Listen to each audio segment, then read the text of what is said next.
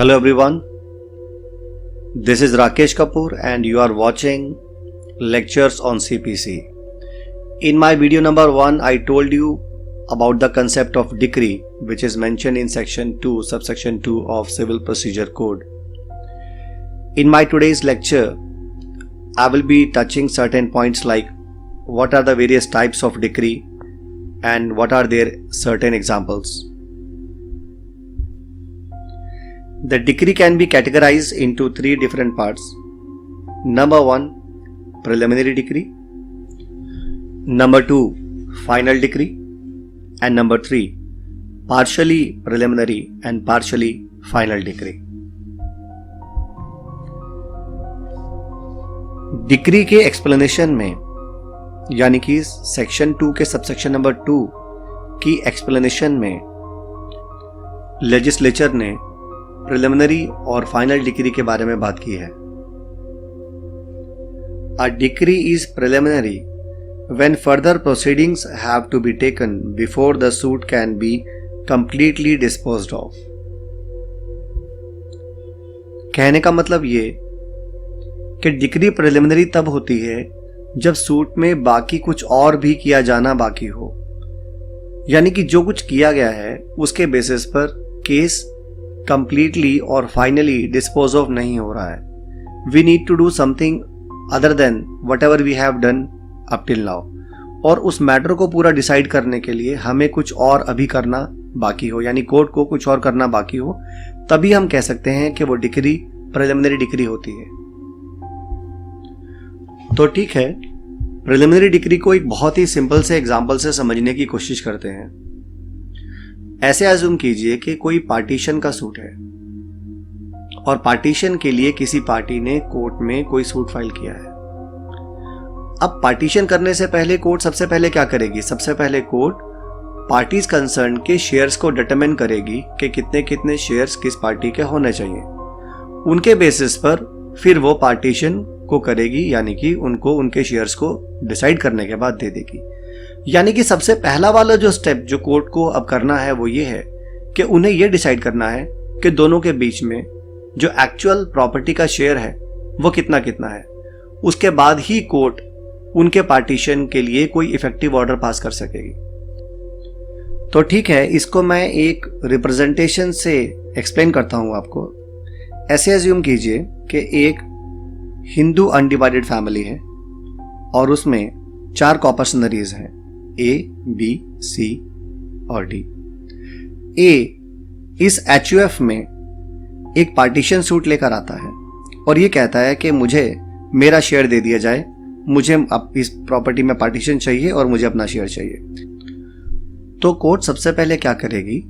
Court इन चारों कॉपर्सनरीज के जो पर्टिकुलर राइट्स हैं, जो उनके शेयर्स हैं, उनको डिटरमाइन करेगी.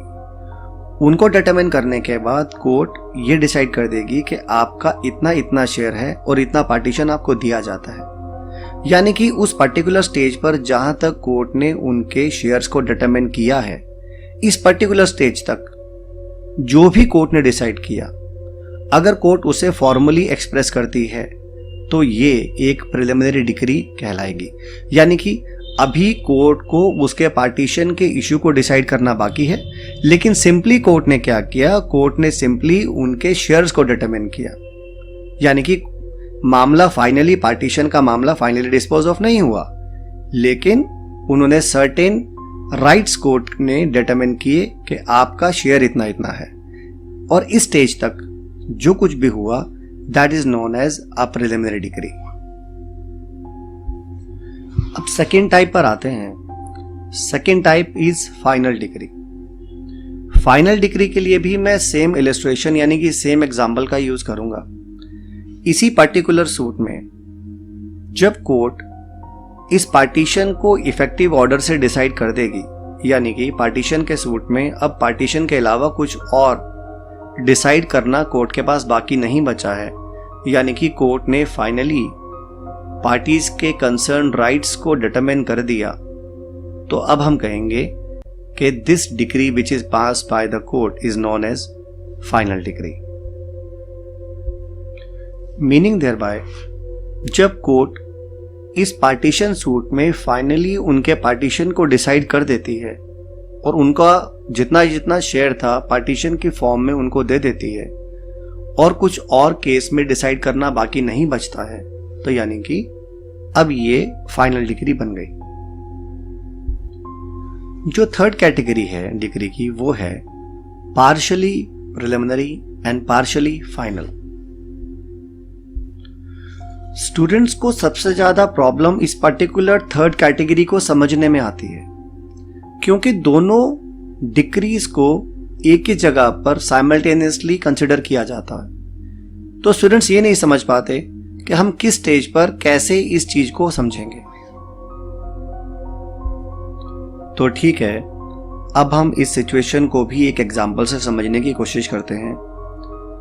ऐसे अज्यूम कीजिए कि एक सूट प्रॉपर्टी के पोजीशन के लिए और उसमें मीन प्रॉफिट के लिए फाइल किया गया है। तो यहां पर हमारे पास दो एलिमेंट्स इन्वॉल्व हैं, एक पोजीशन और दूसरा मीन प्रॉफिट। अगर कोर्ट इसी सूट में मीन प्रॉफिट को तय कर देती है एज अ प्रिलिमिनरी डिक्री और फिर पोजीशन को डिसाइड कर देती है एज अ फाइनल डिक्री, सो एक ही सूट में हमारे पास दो डिक्री साइमल्टेनियसली आ रही हैं। एक डिक्री जो मीन प्रॉफिट को डिसाइड कर रही है, क्योंकि मीन प्रॉफिट से पोजीशन नहीं मिल रहा है। एक ही सूट में अगर वो मीन प्रॉफिट को भी तय कर रहे हैं एज अ प्रिलिमिनरी डिक्री और एक ही सूट में वो पोजीशन को भी तय कर रहे हैं एज अ फाइनल डिक्री, तो एक ही सूट में हमारे पास दो डिक्री हैं, preliminary decree and final decree. So this is the example where both the decrees are occurring simultaneously in the partial manner, partially preliminary and partially final. Hope you would have enjoyed. For more detail on CPC lectures, keep on watching my other videos. Thank you so much.